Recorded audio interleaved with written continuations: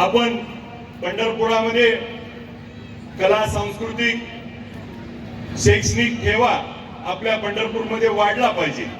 माझ्या मायमाऊलीला त्या ठिकाणी आपल्या असलेले कलागुण त्या ठिकाणी सादर करता आले पाहिजे आणि स्वतःला त्यातून आनंद घेता आला पाहिजे।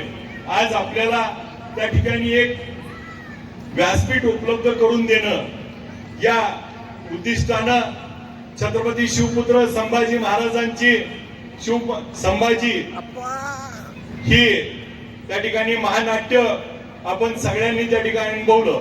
250 पेक्षा जास्त कलाकारांनी त्यामध्ये प्रत्यक्ष सहभाग घेतला आणि कला सांस्कृतिक मध्ये आपला त्या ठिकाणी पंढरपूरचा देखील ठसा उमटतोय।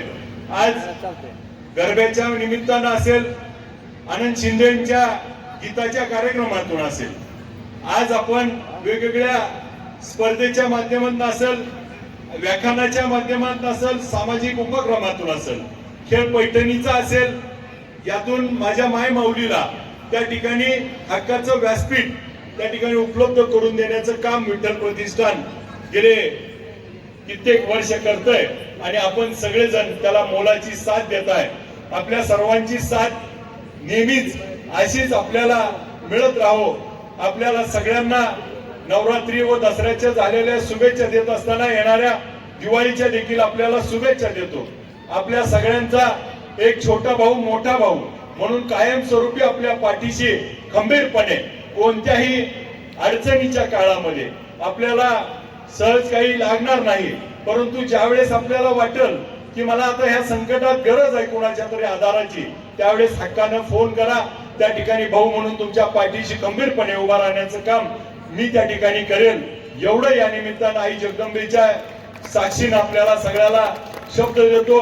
आपल्या सगळ्यांना त्या ठिकाणी पंढरपूरच्या आपल्या उद्योग व्यवसायामध्ये, कला सांस्कृतिक मध्ये आपल्याला प्रत्येक ठेव्यामध्ये आपल्याला पंढरपूरची वाढ करायची आहे आणि ती वाढ करायसाठी खऱ्या अर्थानं आपण सगळेजण मोठ्या पद्धतीनं सहभाग घेत आहे। यामुळं आपण सगळ्यांच्या माध्यमातून या पंढरपुरातले वेगवेगळे होणारे उपक्रम आज भरू लागलेत आणि आपल्या सगळ्याच्या माध्यमातून पुन्हा एकदा पंढरपूरची कला सांस्कृतिक ठेवा आपल्या सगळ्यांच्या पंढरपुरांना बघायला मिळतोय।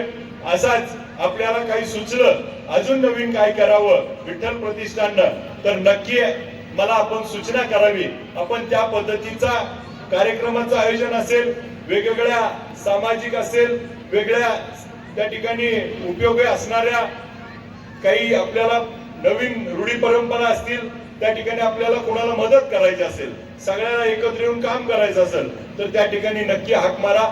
आपण सगळेजण मिळून पंढरपूर करायला, पंढरपूर समृद्ध झालं पाहिजे, पंढरपूर विकसनशील झालं पाहिजे आणि पंढरपुरात असलेल्या कमी आपण भरून काढून भविष्यामध्ये माझ्या पंढरपुरामध्ये माझ्या सगळ्या माया माऊलींना त्या ठिकाणी ताट मानानं त्या ठिकाणी जगता आलं पाहिजे। मान स्वाभिमानानं त्यांना स्वतःच्या पायावर उभा करण्याच्या साठी भविष्य काळात आम्ही सगळेजण काम करू। आपण नेहमीच या विठ्ठल प्रतिष्ठानचा कोणताही कार्यक्रम असेल तर त्या ठिकाणी घरचे हक्कानं एका भावाकडे पाठवल्यासारखं त्या ठिकाणी माझ्याकडे पाठवतात। त्या सर्वांचं त्या ठिकाणी आभार मानतो। आपण सगळेजण मोठ्या संख्येने नेहमी येऊन आपल्यामुळे खऱ्या अर्थानं त्या कार्यक्रमाला शोभा येते। आपण असाल तरच या सगळ्या कार्यक्रमाला यश आहे। आपण येत आहे म्हणून आम्हाला कार्यक्रम नेहमी घ्यावं वाटतात।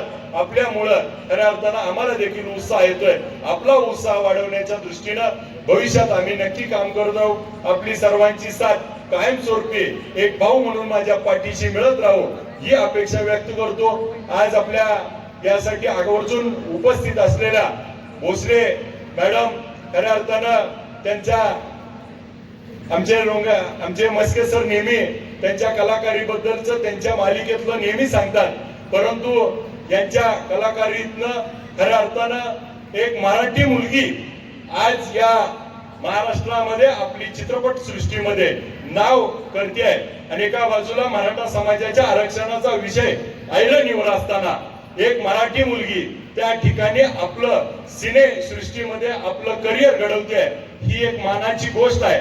उद्याच्या काळामध्ये माझ्या गरजवंत मराठ्यांना आरक्षण मिळण्याचा लढा आम्ही सगळेजण त्या ठिकाणी पुढे नेतोय।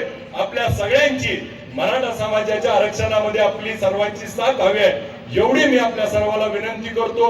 एक मराठी मुलगी आज चित्रपट सृष्टीमध्ये आपलं नाव करते आहे, त्यांना देखील आपण फॉलो केलं पाहिजे आणि त्यांच्यावरती देखील आपला सगळ्यांचा प्रेमाचा वर्षाव झाला पाहिजे आणि त्यांच्या देखील आपल्याला महाराष्ट्रातल्या एका मुलीला त्या ठिकाणी आपण सर्वश्रेष्ठ सिने अभिनेत्री म्हणून भविष्य काळामध्ये ऑस्कर सारखा पुरस्कार मिळेल असं त्यांना अभिनेत्री म्हणून काम करण्याची योग यावा असं मी पंढरीच्या पांडुरंग चरणी प्रार्थना करतो। कार्यक्रमाला त्यांनी आवर्जून आल्याबद्दल त्यांचे देखील आभार व्यक्त करतो। विठ्ठल प्रतिष्ठानला आपल्या सूचनातून नवीन संकल्पना येतील, आपल्या सूचनांची मी वाट पाहिल। पुढच्या वेळेस देखील यापेक्षा मोठ्या पद्धतीने आपल्याला कार्यक्रम आयोजन करता येईल। आपल्या सगळ्याचं त्या ठिकाणी आभार मानतो, आपल्याला सगळ्याला शुभेच्छा देतो। येणारी दिवाळी सुख समृद्धी आणि भरभराटीची जावो आणि एक भाऊ म्हणून भाऊबीजीला आपल्याला नक्की भेटायला आवडेल एवढं बोलतो आणि थांबतो। जय हिंद, जय महाराष्ट्र।